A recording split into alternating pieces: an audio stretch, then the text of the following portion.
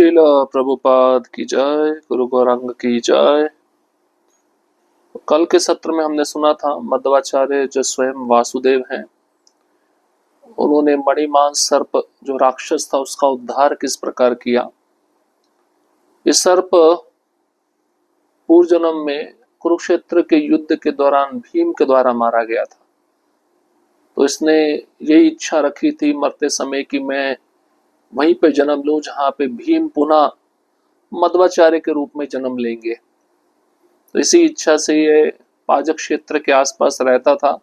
और जैसे वासुदेव जब अपने मित्रों के साथ दुर्गा मंदिर के निकट खेलने के लिए जा रहे थे तो ये झाड़ियों में छिपा बैठा था। जिस दिशा से वह बालक खेलने के लिए गए उसी समय ये सर्प असुर वासुदेव पर झपट पड़ा और उनको दंश मारा, लेकिन उस दंश का प्रभाव मध्वाचार्य पर नहीं हुआ। मध्वाचार्य ने अपने पैर के अंगूठे से दबाकर उस सर्प को मार डाला। तो सर्प के डंक से मध्वाचार्य थोड़ा भी प्रभावित नहीं हुए। जब ये बात वहां के निवासियों को पता चली तो उनको आश्चर्य लगा। वायुदेव के अवतार हैं स्वयं मध्वाचार्य, प्रमुख देवताओं में से एक है। जब यह घटना हुई तो वहां पर सभी लोग आश्चर्यचकित थे। जैसे हनुमान जी ने संजीवनी बूटी लाने के लिए जोर से छलांग लगाई थी गंधमादन पर्वत से हिमालय की ओर, उसी प्रकार से वेदवती जो मध्वाचार्य की माता है वह जब अपने पुत्र को आसपास नहीं देख पाई, उनकी चिंता करने लगी, तो पुनः पुनः वह उनको बुला रही थी। तो उस असुर को मारकर अपनी क्रीड़ा में मग्न होते हुए वासुदेव ने उत्तर नहीं दिया। तो उनकी माता ने जब बुलाना जारी रखा तब वासुदेव अचानक ही हवा में 2 किलोमीटर लंबी छलांग लगाए। और इस 2 किलोमीटर की लंबी छलांग लगाने पर वह उसी स्थान पर पहुंचे जहां पर उनकी माता उनको पुकार रही थी। और जैसे ही जोर से उस स्थान पर गिरे तो उनके चरणों के जो निशान है, चरण के जो चिन्ह है, वे वहां पर छप गए। इस प्रकार से गुरुकुल में भी जब वासुदेव पहुंचे तो पहले से उनको सब ज्ञात था। अध्ययन हो, क्रीड़ा हो, मल्लयुद्ध हो, सब में वे सर्वदा प्रथम आते थे। उनकी तुलना कोई भी नहीं कर सकता था।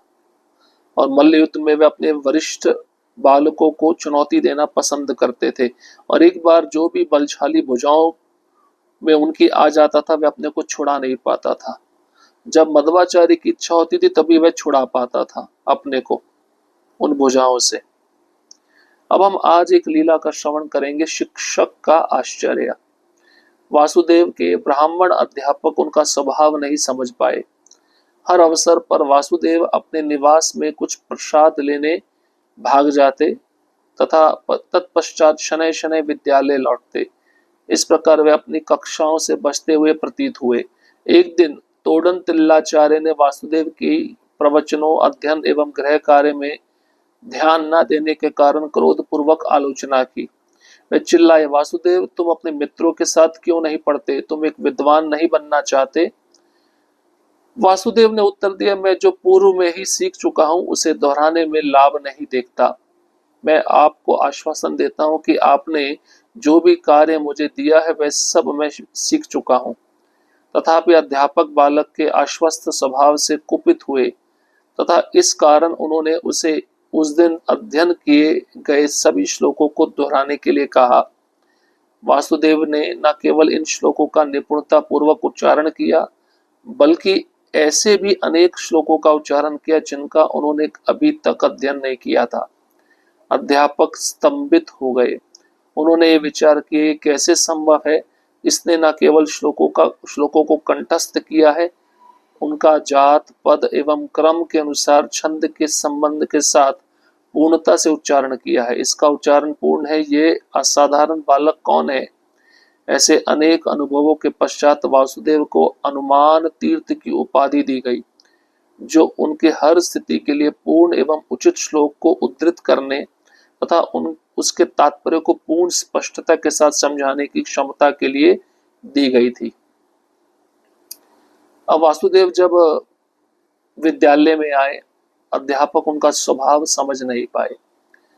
हर समय पर वासुदेव अपने घर पर कुछ प्रसाद लेने के लिए भाग जाते थे और बाद में आराम आराम से विद्यालय लौट आते थे और अपनी कक्षाओं से बचते हुए प्रतीत होते थे। एक दिन जो शिक्षक था उसने वासुदेव को डांटा। प्रवचन हो, अध्ययन हो, गृह का कार्य हो, होमवर्क हो, उसमें तुम ध्यान नहीं देते हो। क्रोधपूर्वक उस शिक्षक ने आलोचना की और वह चिल्लाए वासुदेव पर, अपने मित्रों के साथ तुम क्यों नहीं पढ़ते हो? क्या तुम विद्वान नहीं बनना चाहते? तो वासुदेव ने उत्तर दिया, मैं पूर्व में ही सब कुछ सीख चुका हूं जो आप मुझे सिखला रहे हैं। मैं अब उसको दोहराना नहीं चाहता, मुझे दोहराने में कोई लाभ नहीं दिखता और मैं आपको आश्वासन देता हूं, जो भी आपने कार्य मुझे दिया है वह सब मैं सीख चुका हूं। अब ये सुनकर शिक्षक और भी क्रोधित हो गया और उसने दंड दिया। क्या दंड दिया वासुदेव को? कि तुम अध्ययन किए गए सभी श्लोकों को दोहराओ। तो वासुदेव ने न केवल उन श्लोकों का निपुणता पूर्वक उच्चारण किया, बल्कि ऐसे भी श्लोक शिक्षक को सुना दिए, उच्चारण कर दिए, जिनका उन्होंने अभी तक अध्ययन नहीं किया था। तो ये श्लोकों को सुनकर जो शिक्षक थे वह स्तंभित हो गए। उन्होंने विचार किया ये कैसे संभव है? इसने श्लोकों को कंठस्थ कर लिया, श्लोकों का जात, पद, क्रम, छंद, ये सब कुछ इसको पूरी तरह से पता है। ये असाधारण बालक कौन है? तो ऐसे शिक्षक अनेक अनुभवों को देखते थे वासुदेव में और इस कारण से उन्होंने वासुदेव को उपाधि दी अनुमान तीर्थ की। अब गुरुपुत्र। एक दिन एक निर्जन वन में अध्यापक के पुत्र, जो कि वासुदेव के सहपाठी थे, उन्हें एक असहनीय सिर दर्द हुआ। चमत्कारी रूप से वासुदेव ने केवल उनके कर्ण में एक फूंक मारकर उस बालक के सिर दर्द को दूर कर दिया। ऐसा कहा जाता है कि जब वासुदेव ने उस बालक के कर्ण में फूंक मारी, उससे केवल उसका सिर दर्द ही अप्रकट नहीं हो गया, अपितु वह अपने भीतर असंख्य जन्मों को भी देख पाया था। अब एक जंगल में, अब गुरु पुत्र होते हैं ना, जो पढ़ाने वाले टीचर, उनका कोई पुत्र था जो इनके साथ पढ़ता था, वासुदेव का सहपाठी था, मित्र था। अब उसको बहुत ही सिर में दर्द हुआ जो बर्दाश्त करने योग्य नहीं था। चमत्कारी रूप से वासुदेव ने क्या किया, उनके कान में एक फूंक मारी और फूंक मारने से उस बालक का जो सिर दर्द था वह दूर हो गया। और ऐसा कहा जाता है कि जब वासुदेव, जो स्वयं मध्वाचार्य हैं, जब उन्होंने अपने सहपाठी के कान में फूंक मारी, जिसके कान में दर्द हो रहा था, उसका केवल सिर दर्द ही चला नहीं गया, अपितु उस सहपाठी को, उस मित्र को, उस गुरुपुत्र को अपने भीतर असंख्य जन्मों को भी वह देख पाया कि मेरे पूर्व जन्म कौन कौन से थे।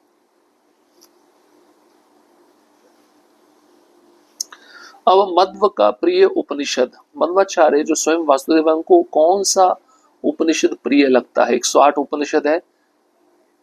एक बार जब वासुदेव ने ऐत्रेय उपनिषद का श्रवण किया, जो भगवान विष्णु की महानता को प्रतिपादित करता है, उन्होंने उसके अनेक श्लोकों को मिनटों में स्मरण कर लिया।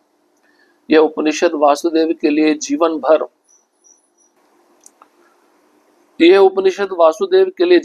प्रिय उपनिषद बना रहा। जब उनके अध्यापक इस उपनिषद से कभी कभार उद्धृत करते, वासुदेव उन्हें रोककर एक अधिक स्पष्ट व्याख्या प्रदान करते। ये सुनकर तोड़न तिल्ले ब्राह्मण प्रसन्न हो जाते। तो ऐत्रेय उपनिषद, ये मध्वाचार्य वासुदेव का प्रिय उपनिषद है। जब वासुदेव ने ऐत्रेय उपनिषद का श्रवण किया, इस उपनिषद में भगवान विष्णु की महानता को स्थापित किया गया है और अनेक श्लोकों में अनेक श्लोकों को उन्होंने मिनटों में स्मरण कर लिया, कंठस्थ कर लिया वासुदेव ने। और ये उपनिषद वासुदेव के लिए जीवन भर प्रिय उपनिषद बना रहा। जब भी अध्यापक इस उपनिषद पर कोई व्याख्या करते किसी श्लोक को लेकर, तो वासुदेव उस अध्यापक को रोककर और अधिक स्पष्ट व्याख्या प्रदान करते। तो यह सुनकर शिक्षक तोड़न तिल्लई, जो ब्राह्मण थे, प्रसन्न हो जाते। गुरु दक्षिणा।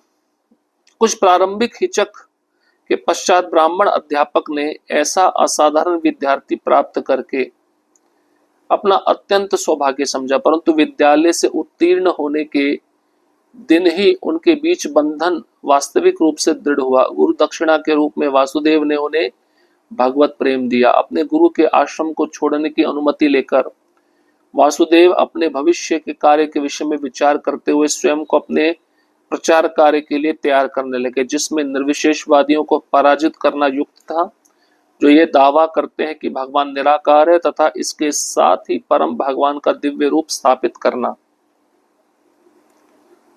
वासुदेव के अध्यापक तोड़न तिल्ले ने स्नेहपूर्ण अश्रु भरे नेत्रों से अपने सर्वोत्तम विद्यार्थी को विदा किया। गुरुकुल से निकलने के पश्चात वासुदेव का एकमात्र विचार था कि भगवान की शुद्ध भक्ति के आदर्शों की स्थापना करना।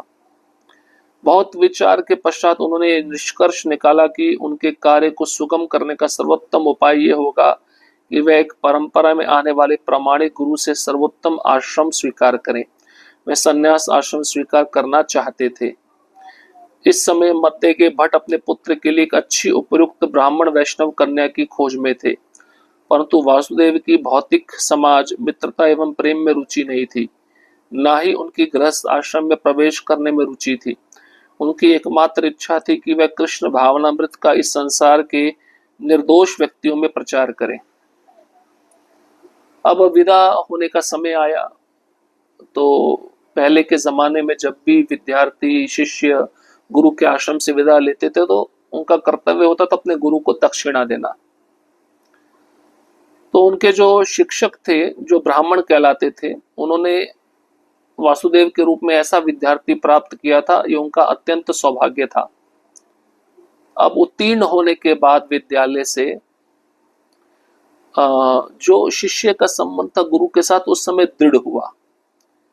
गुरु दक्षिणा के रूप में वासुदेव जो स्वयं मध्वाचार्य हैं, उन्होंने अपने अध्यापक गुरु को भगवत प्रेम प्रदान किया। अब अपने गुरु के आश्रम को छोड़ने की अनुमति लेकर वासुदेव अपने भविष्य के बारे में सोचने लगे, विचार करने लगे। उनके मन में ये विचार आया, अब मुझे अपने को प्रचार कार्य के लिए तैयार करना चाहिए, जिसमें निर्विशेषवादियों को हराना और जो दावा करते हैं कि भगवान निराकार है, और साथ ही साथ भगवान का दिव्य रूप स्थापित करना। तो वासुदेव के जो अध्यापक थे, शिक्षक थे तोड़न तिल्लई, उन्होंने बड़े ही प्रेम से आंसू बहाते हुए अपने आंखों से अपने सर्वोत्तम विद्यार्थी को विदा किया। गुरुकुल से निकलने के बाद वासुदेव का एकमात्र विचार था भगवान की शुद्ध भक्ति के सिद्धांतों को, आदर्शों को स्थापित करना। बहुत विचार के पश्चात उन्होंने निष्कर्ष निकाला, ये कार्य तो तभी संभव है, ये कार्य तभी सर्वोत्तम है जब एक परंपरा में आने वाले प्रामाणिक गुरु का मैं आश्रय स्वीकार करूं, आश्रम स्वीकार करूं, और मैं संन्यास आश्रम स्वीकार करना चाहता हूं। उसी समय उनके पिता मध्य के भट्ट उनके लिए अच्छी वैष्णव कन्या जो ब्राह्मण है उसकी खोज में लगे हुए थे, जिससे वह उनका विवाह करा सके। लेकिन वासुदेव जो स्वयं मध्वाचार्य हैं, बचपन से ही भौतिक समाज हो, मित्रता हो, प्रेम हो, संबंध हो, इसमें कोई रुचि नहीं रखते थे, और उनका गृहस्थ आश्रम में भी प्रवेश करने का रुचि नहीं था, इच्छा नहीं था। उनकी तो एकमात्र इच्छा थी कि वह कृष्ण भावनामृत का इस संसार में प्रचार करें, और ऐसे लोगों के बीच में प्रचार करें जो बेचारे निर्दोष हैं, जो श्रद्धालु हैं, जिनको भटकाया जाता है। तो ये शुद्ध भक्त के लक्षण बचपन से ही दिखने लगते हैं। संसार की आसक्ति में कोई रुचि नहीं रखना, भगवान की शुद्ध भक्ति में के प्रचार में लगे रहना। और देखिए एक संबंध गुरु और शिष्य का कैसा होता था पूर्व काल में, ये भी बताया गया है। तो पैसा नहीं लिया गुरु ने शिष्य से, और शिष्य तो महान थे, उन्होंने भगवत प्रेम प्रदान कर दिया गुरु दक्षिणा के रूप में अपने गुरु को। तो इस प्रकार से जो मध्वाचार्य गुरु दक्षिणा दिए, उनका प्रिय उपनिषद कौन सा रहा, और उन्होंने गुरुपुत्र का जो कठिनाई वाला समय आया था उसको कैसे दूर किया, और शिक्षक को कैसे आश्चर्य होता था ये मध्वाचार्य कोई साधारण बालक नहीं है। अभी बहुत सारी सुंदर लीलाएं और भी बची हैं मध्वाचार्य से संबंधित, उसको हम अगले सत्र में श्रवण करेंगे। हरे कृष्णा कृष्ण कृष्ण हरे हरे, हरे राम राम राम हरे हरे। श्रील प्रभुपाद की जय, गुरु गौरांग की जय।